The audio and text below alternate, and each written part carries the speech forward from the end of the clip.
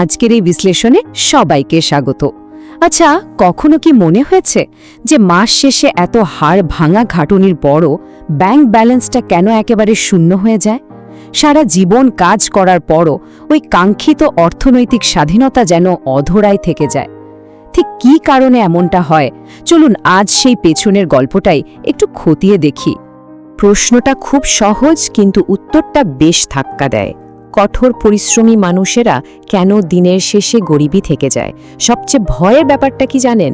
বেশিরভাগ মানুষ টেরই পায় না যে তারা আসলে একটা অদৃশ্য সিস্টেম বা ফাঁদের মধ্যে আটকে আছে। বাইরে থেকে এই ফাঁদটা দেখাই যায় না। তো প্রথমেই আসা যাক আয় বাড়ার মায়াজালে। একটা খুব সাধারণ ধারণা আছে যে আরেকটু বেশি বেতন পেলেই বোধহয় জীবনের সব মুশকিল আসান হয়ে যাবে, কিন্তু সত্যি বলতে এটা একটা বিরাট বড় ইলিউশন বা বিভ্রম ছাড়া আর কিছুই না। একবার এই তুলনার দিকটা ভেবে দেখুন। যখন আয় ছিল 15,000 টাকা, সঞ্চয় খাতা শূন্য। এরপর যখন আয় এক লাফে বেড়ে 50,000 হলো, তখন কি ম্যাজিক হলো? কিছু না, সঞ্চয় সে শূন্যই রয়ে গেছে। বেতনে এত বড় একটা জাম্প, কিন্তু দিন শেষে জমানো টাকার পরিমাণ সে একই। কারণটা খুব সিম্পল, আয় বাড়ার সাথে সাথে আমাদের খরচগুলো ডানা মেলতে শুরু করে। অর্থনীতির ভাষায় এই ঘটনাটার একটা সুন্দর নাম আছে, লাইফস্টাইল ইনফ্লেশন। ব্যাপারটা অনেকটা এরকম, বেতন বাড়ল আর সাথে সাথেই নতুন ব্র্যান্ডের জামা, লেটেস্ট মডেলের স্মার্টফোন বা উইকেন্ডের দামি রেস্টুরেন্টে খাওয়া শুরু হয়ে গেল। আয় ঠিকই বাড়ছে, কিন্তু সেই বাড়তি টাকাটা সঞ্চয় হওয়ার বদলে জীবনযাত্রার এই অপ্রয়োজনীয় আপগ্রেডের পেছনেই স্রেফ উড়ে যাচ্ছে। এই কথাটা কিন্তু ভীষণ সত্যি। মধ্যবিত্তরা বেশি টাকা আয় করে ধনী হয় না, কম খরচ করতে শিখে ধনী হয়।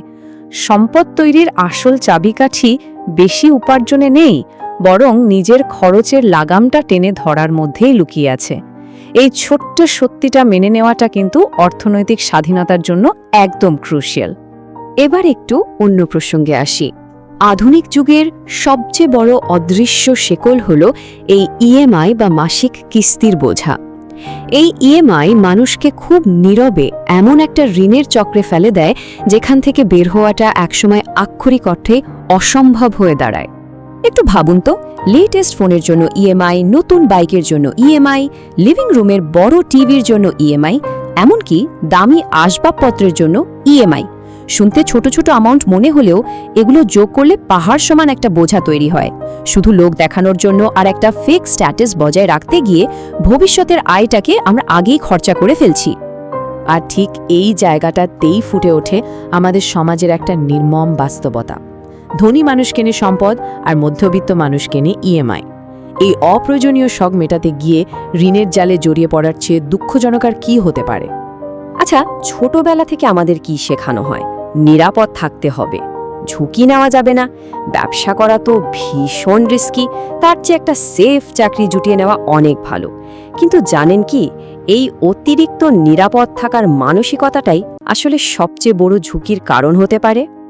শুধুমাত্র একটা আয়ের উৎসের উপর নির্ভরশীল থাকাটা কতটা ভয়ঙ্কর হতে পারে তা একবার ভেবে দেখা দরকার। যদি হঠাৎ চাকরিটা চলে যায়, বা কোম্পানিটা বন্ধ হয়ে যায়, কিংবা ধরুন বড় কোনো মেডিকেল ইমার্জেন্সি চলে আসে, তখন ওই একটা মাত্র আয়ের খুঁটির উপর দাঁড়িয়ে থাকা পুরো সংসারটাই কিন্তু তাসের ঘরের মতো হুড়মুড় করে ভেঙে পড়ে। কথায় আছে না, সবচেয়ে বড় ঝুঁকি হলো কোনো ঝুঁকি না নেওয়া। অর্থনৈতিক নিরাপত্তার ক্ষেত্রে এর চেয়ে খাঁটি কথা আর দুটো নেই। সময়ের সাথে বদলাতে না পারা আর নতুন আয়ের পথ খুঁজতে ভয় পাওয়াটাই কিন্তু আমাদের সবচেয়ে বড় বিপদের মুখে ঠেলে দেয়। এখন প্রশ্ন হলো, ধনী এবং মধ্যবিত্তের মধ্যে আসল তফাৎটা কোথায়? উত্তরটা লুকিয়ে আছে আমাদের কষ্টার্জিত টাকাটা ঠিক কোথায় খরচ হচ্ছে তার উপর। এই বেসিক ডিফারেন্সটা বুঝতে পারাটা খুব খুব জরুরি। এই পার্থক্যটার দিকে একটু নজর দিলেই বৈপরীত্যটা পরিষ্কার হয়ে যাবে। একদিকে ধনীরা কিনছেন এমন সব জিনিস যা ভবিষ্যতে আরও টাকা তৈরি করবে, যেমন ব্যবসা, শেয়ার, প্রপার্টি বা নতুন কোনো স্কেল। আর অন্যদিকে মধ্যবিত্তরা কিনছেন দামি ফোন, লেটেস্ট ফ্যাশনের জামাকাপড় বা স্রেফ শো অফ করার জিনিসপত্র, যেগুলোর দাম সময়ের সাথে সাথে হু হু করে কমে যায়। সুতরাং গোল্ডেন রুলটা হলো, সম্পদ আপনার পকেটে টাকা ঢোকায় আর দায় বা লায়াবিলিটি আপনার পকেট থেকে টাকা বের করে নেয়। এটাই সম্পদ তৈরির একদম মূল মন্ত্র। যে জিনিসটা পকেট থেকে শুধু টাকা বেরি করে নিয়ে যায় তা কখনো অ্যাসেট বা সম্পদ হতে পারে না। এতক্ষণ তো আমরা টাকার হিসাব নিকাশ নিয়ে কথা বললাম, এবার একটু মনের ভেতরে উকি দেয়া যাক। এই যে এত সমস্যা, এর মূল কারণ কিন্তু শুধু টাকার অভাব নয়, এর পেছনে আছে আমাদের একটা সীমাবদ্ধ আত্মঘাতী মানসিকতা। আমাদের মাথার ভেতরে সবসময় কিছু লিমিটিং বিলিভ ঘুরপাক খায়, যেমন আমার দ্বারা এসব হবে না, ব্যবসা তো আমাদের মতো মানুষের জন্য নয়, ধনী হওয়া তো পুরোপুরি ভাগ্যের ব্যাপার, বা আমরা তো ভাই সাধারণ মানুষ। যে মানুষটা শুরুতেই বিশ্বাস করে নেয় যে সে পারবে না, সে তো জীবনেও সম্পদশালী হওয়ার পথে প্রথম পাটাই ফেলবে না। এই কথাটার গভীরতা একবার ভেবে দেখুন। গরিব মানুষ প্রথমে টাকায় হার মানে না, হার মানে নিজের চিন্তা ভাবনায়। নিজের মনের এই অদৃশ্য দেয়ালটা ভাঙতে না পারলে পৃথিবীর কোনো অর্থনৈতিক সূত্রই কিন্তু কাজে আসবে না। তবে হ্যাঁ, একটা খুব আশার কথা আছে। এই মধ্যবিত্তের ফাঁদ বা চক্র থেকে পুরোপুরি বেরিয়ে আসা কিন্তু 100% সম্ভব। যদি সঠিক মানসিকতা আর একটা সলিড প্ল্যান থাকে, তবে এই অদৃশ্য শেকড় ভাঙাটা কেবল সময়ের ব্যাপার। চলুন দেখে নিই সেই রোড ম্যাপটা কি। 1. খরচের আগে সঞ্চয়ের অভ্যাস গড়ে তোলা। 2. নতুন কোনো দক্ষতা বা স্কিল শেখা। 3. চাকরির পাশাপাশি একটা সাইড ইনকাম তৈরি করা। 4. ইএমআই এর বোঝা কমানো। 5.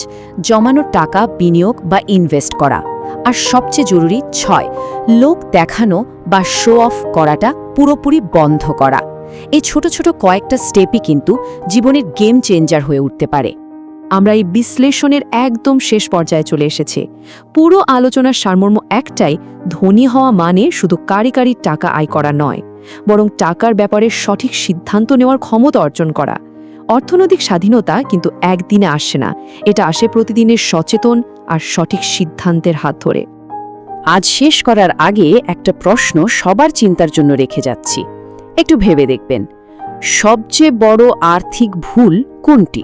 প্রতিদিন এমন কোনো অভ্যাস কি আমরা লালন করছি যা আমাদের অজান্তেই অর্থনৈতিক স্বাধীনতার পথে সবচেয়ে বড় কাঁটা হয়ে দাঁড়াচ্ছে? হয়তো এই প্রশ্নের উত্তর খোঁজার মধ্য দিয়েই শুরু হতে পারে নতুন এক অর্থনৈতিক যাত্রা।